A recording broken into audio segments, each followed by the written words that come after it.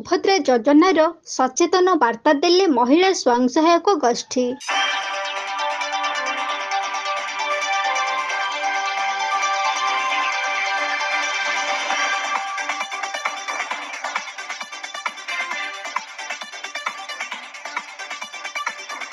ନିର୍ବାଚନର ପ୍ରତିଶ୍ରୁତି ଦେଇ ପ୍ରଥମ ଥର ଓଡ଼ିଶାରେ ସରକାର ଗଠନ କରିବାର ସୁଯୋଗ ପାଇଥିବା ବିଜେପି ସରକାର ସୁଭଦ୍ରା ଯୋଜନାର ପ୍ରତିଶ୍ରୁତି ପାଳନ କରିବାକୁ ଯାଉଛନ୍ତି।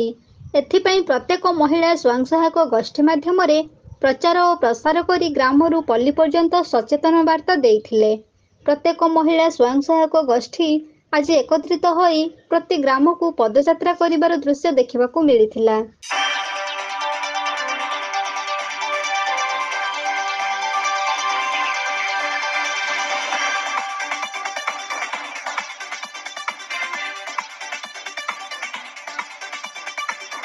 କେନ୍ଦୁଝର ଜିଲ୍ଲା ସଦର ବ୍ଲକ ଅନ୍ତର୍ଗତ ମଇଦାନକେଲ ଗ୍ରାମ ପଞ୍ଚାୟତରେ ଦେଖିବାକୁ ମିଳିଥିଲା ମହିଳା ସ୍ୱୟଂ ସହାୟକ ଗୋଷ୍ଠୀମାନଙ୍କ ବିରାଟ ପଟୁଆରର ପଦଯାତ୍ରା।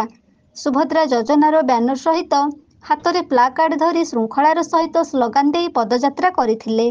ସୁଭଦ୍ରା ଯୋଜନାର ସୁଯୋଗ ପାଇ ନିଜର ଆର୍ଥିକ ମାନଦଣ୍ଡକୁ ସୁଦୃଢ଼ କରିବାରେ ସହଯୋଗ ମିଳିପାରିଥିବା ଯୋଗୁଁ ପ୍ରତ୍ୟେକ ମହିଳାମାନଙ୍କ ମନରେ ଆନନ୍ଦ ରହିଥିବା ଦୃଶ୍ୟ ଦେଖିବାକୁ ମିଳିଥିଲା।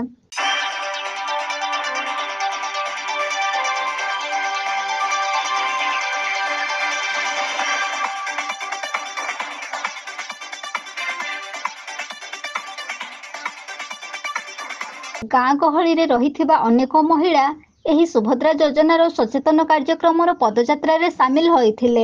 ମଇଦାନକେଲ ଗ୍ରାମ ପଞ୍ଚାୟତ ଅଧୀନରେ ଥିବା ପ୍ରତ୍ୟେକ ଗ୍ରାମକୁ ପଦଯାତ୍ରା କରି ଘରେ ଘରେ ସୁଭଦ୍ରା ଯୋଜନାର ପ୍ରଚାର ପ୍ରସାର କରିବା ସହିତ କେହି ଜଣେ ହେଲେ ବି ଯେମିତି ସୁଭଦ୍ରା ଯୋଜନାରୁ ବାଦ୍ ପଡ଼ିବେ ନାହିଁ ସେ ବିଷୟରେ ସମସ୍ତଙ୍କୁ ସଚେତନ କରାଇଥିଲେ।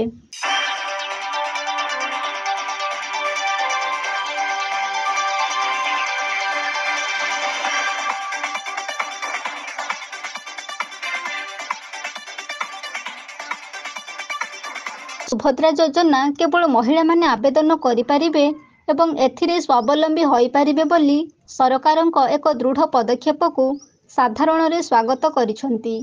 ନିଜେ ଆତ୍ମନିର୍ଭରଶୀଳ ହେବା ସହିତ ନିଜର ଆର୍ଥିକ ପରିସ୍ଥିତିରେ ସୁଧାର ଆସିପାରିବ ବୋଲି ଆଶା ରଖାଯାଉଛି।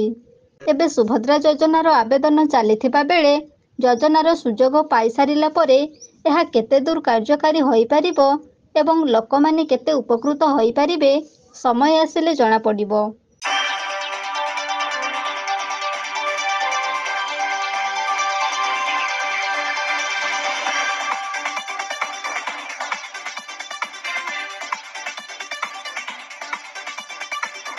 ସଦରରୁ ରମେଶ ଚନ୍ଦ୍ର ନାୟକଙ୍କ ରିପୋର୍ଟ, ଏବି ନ୍ୟୁଜ୍।